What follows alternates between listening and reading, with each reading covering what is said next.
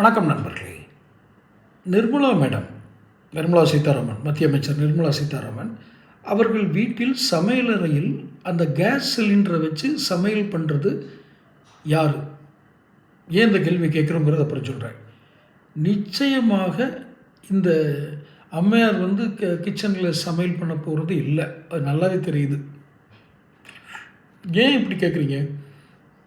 ஒரு நாட்டினுடைய நிதியமைச்சரை பார்த்து நீங்கள் வீட்டில் சமையல் பண்ணுறீங்களான்னு கேட்குறீங்க.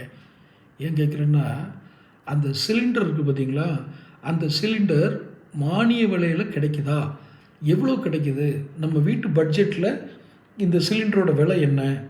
ஒரிஜினல் விலை இவ்வளோ இருக்கும்போது அரசாங்கம் இவ்வளோ மானியம் கொடுக்குது அப்படிங்கிறது ஒரு சாதாரண சாமானிய குடும்பத்தில் இருக்கவங்களுக்கு தெரியும். அவங்க அந்த அந்த சிலிண்டர் முன்னாடி, அந்த அடுப்பு முன்னாடி நின்னா தான் அது தெரியும். இதெல்லாம் ப்ராக்டிக்கல். ஆனால் அவங்க அப்படி போய் நின்று சமையல் பண்ணிட்டாங்கன்னா அவங்களுக்கு புரிஞ்சிருக்கும். ஐயோ, நம்ம இன்னும் 100 ரூபா தான் கொடுக்குறோம், 80 ரூபா தான் கொடுக்குறோம் அப்படிங்கிறது புரிஞ்சிருக்கும். இந்த பதிவு ஏன் போட்டேன் தெரியுமா? நம்முடைய வாசகர் ஒருவர், நம்முடைய தமிழகம் டைம்ஸ் வாசகர் ஒருவர், சேனல் வாசகர் ஒருவர் இந்த கமெண்ட் பாக்ஸில் இதை போட்டிருந்தார்.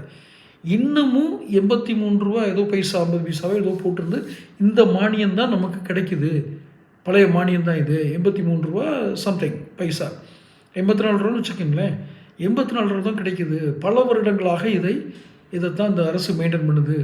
அதைத்தான் நம்ம இதுக்கு முந்தைய பதிவுலையும் சொல்லியிருந்தேன். அம்மா, நீங்கள் குளத்து மீன்களுக்கு போதுமான அளவுக்கு கூட நீங்கள் பொறி போடுறதில்ல, அதை பொறி போடுற மாதிரி வேலையை பார்க்குறீங்க அப்படின்னு. ஒரு உணவு தயாரிப்பதற்கு பயன்படும் ஒரு உருளை சிலிண்டர் உருளை அது சமையல் எரிவாயு உருளை அப்படி வச்சுக்கிங்களேன். அது கூட உங்களுக்கு ஒரு சாமானிய ஒவ்வொருத்தரும், அவர் கோடீஸ்வரனாக இருந்தாலும் சரி, அன்றாடம் உழைத்து பிழைக்கும் சாமானியராக இருந்தாலும் சரி, பொருளாதார ரீதியாக நான் சொல்கிறேன், அவங்க எல்லார் வீட்லேயுமே அந்த சிலிண்டருங்கிறது ஒன்று தான். அவங்களுக்கு 10 லிட்டர் சிலிண்டரு, ஏழைகளுக்கு 1 லிட்டர் சிலிண்டர்னு இல்லை. மானியம் இவங்களுக்கு தான் மானியம் முக்கியம், அவங்களுக்கு சிலிண்டர் தான் முக்கியம். யார் பொருளாதாரத்தில் மேம்பட்டவங்களுக்கு இவங்களுக்கு தான் மானியம் வேணும். ஆனால் நீங்கள் எல்லாத்துக்கும் ஒரே மானியம், அதுவும் ரொம்ப நாள் ஏற்றுறது இல்லை.